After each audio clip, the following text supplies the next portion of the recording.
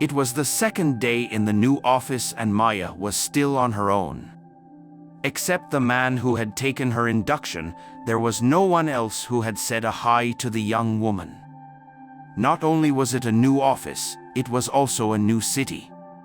While she had successfully climbed the corporate ladder for a better salary, she hadn't really made any acquaintances in the new city or office yet. Looking at the whole workplace from her seat at the end of the hall, Maya felt a sob coming.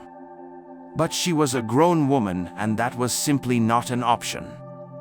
She decided to eat her lunch, as lonely as it might feel.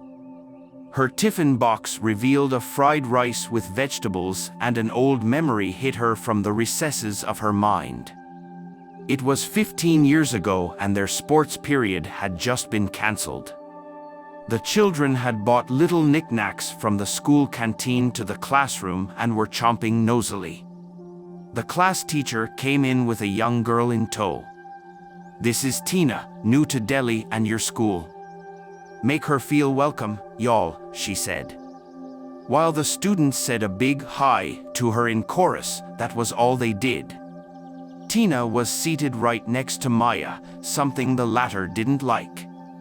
So, she turned to Tina and said, "My best friend sits next to me. You have been given this seat because she is absent today. Tomorrow, you have to find yourself a new seat, okay?" Tina sadly nodded her head, but Maya didn't care. The popular girl in class, Maya had a lot going for her. She had many friends. The teachers loved her and she was the queen of debating. So, she hardly spoke to the new girl who sat next to her for a whole week. When Maya's best friend returned to school after a bout of fever, Maya immediately made Tina move to the back of the classroom. She never gave her much thought and after a year, Tina had left their school. A tear from Maya's eye fell into her open tiffin box. She quickly wiped her cheek, but her thoughts kept returning to the extreme lack of empathy she had once shown to Tina. They were just kids back then, and yet she had shown such indifference to the new girl.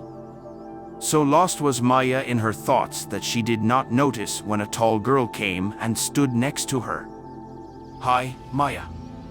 I am Rashmi. I was looking for you all over," she said. Surprised, Maya nodded and smiled, a little confused. "I am part of the same project as you, but I wasn't in office yesterday. Now that I've found you, let me go get my tiffin box. We'll eat together, okay?" Rashmi said and left. Maya felt a burst of gratitude and relief wash over her. She had felt lonely and sad for 2 whole days. She had started doubting her appearance, worth, and everything in between. But Rashmi had swooped in and made her feel wanted again. Her happy thoughts overlapped with sad ones for Tina, of how she had shown no empathy towards the new girl then. This felt like a big life lesson to her.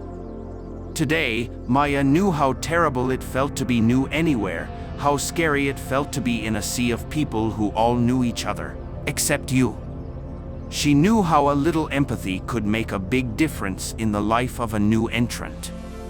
Maya watched as a smiling Rashmi walked towards her and silently vowed to never repeat what she did to Tina ever again.